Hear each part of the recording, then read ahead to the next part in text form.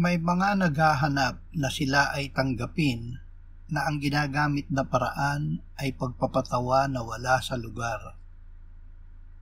Sila ay masaya kapag napatawa nila ang nakikinig. Hindi nila namamalayan na sa paggawa nito ay ihinahantad nila na sila ay walang unawa, hindi nag-iisip, hangal at hibang. Hindi ito ang paraan ng pamumuhay ng mga anak ng Diyos. Binibigyan tayo ng Diyos ng karunungan, kaalaman at kaunawaan dahil ibig niya na mamuhay tayo sa katotohanan at katuwiran.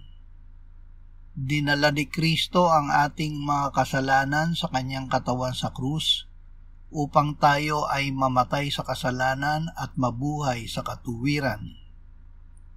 Huwag tayong magalak sa kahangalan. Ang kahangalan ay kagalakan sa taong walang bait, ngunit ang may unawa ay lumalakad ng matuwid. Hindi dapat kagalakan ang kahangalan dahil ito ay humahantong sa kapahamakan. Hindi masama na magkaroon ng kayamanan, ngunit kahangalan na kimkimin ang mga ito para sa sarili. Ang mayayaman sa sanlibutang ito ay huwag magmataas ni huwag umasa sa mga kayamanang hindi tiyak, kundi sa Diyos na nagbibigay sa atin ng lahat ng mga bagay para sa ating kasiyahan. Dapat silang gumawa ng mabuti, maging mayaman sa mabubuting gawa, bukas ang palad at handang mamahagi, sa gayoy magtitipon sila para sa kanilang sarili ng mabuting saligan para sa hinaharap upang sila'y makapanghawak sa tunay na buhay.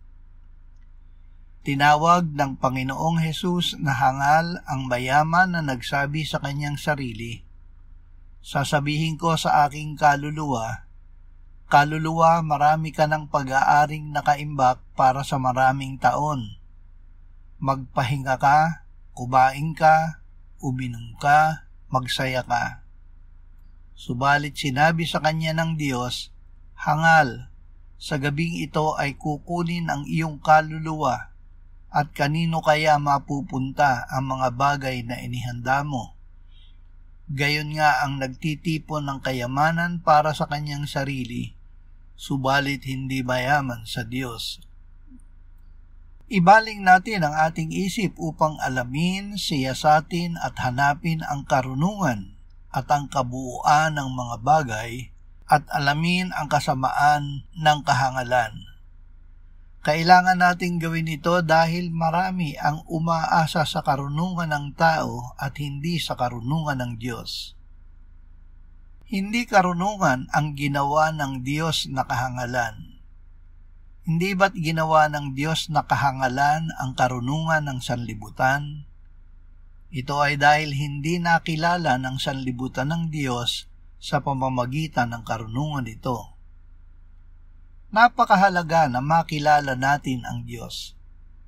Sinabi ng Panginoong Hesus sa Ama, "Ito ang buhay na walang hanggan, na ikaw ay makilala nila na iisang Diyos na tunay at si Jesucristo na iyong sinugo."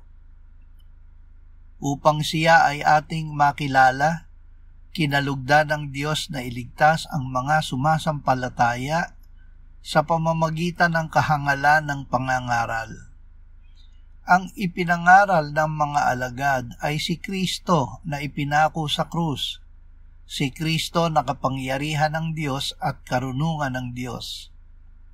Ang kahangalan ng Diyos ay higit na matalino at ang kahinaan ng Diyos ay higit na malakas kaysa mga tao. Ito ang dahilan kung bakit kahit ang hindi matalino, kahit ang mga mahina, at kahit ang walang karangalan sa pamantayan ng tao, ay pinili at ginamit ng Diyos upang hiyain ang matatalino, ang malalakas at ang mararangal, upang walang makapagmalaki sa kanyang harapan. Ang mga nakarinig ng pangangaral ng Ebanghelyo ay sumampalataya sa kanilang puso, na si Jesus ay muling binuhay ng Diyos at nagpahayag sa kanilang mga labi na si Jesus ay kanilang Panginoon. Dahil dito sila ay pinawalang sala at iniligtas ng Diyos. Sila ay pinag-isa ng Ama kay Kristo.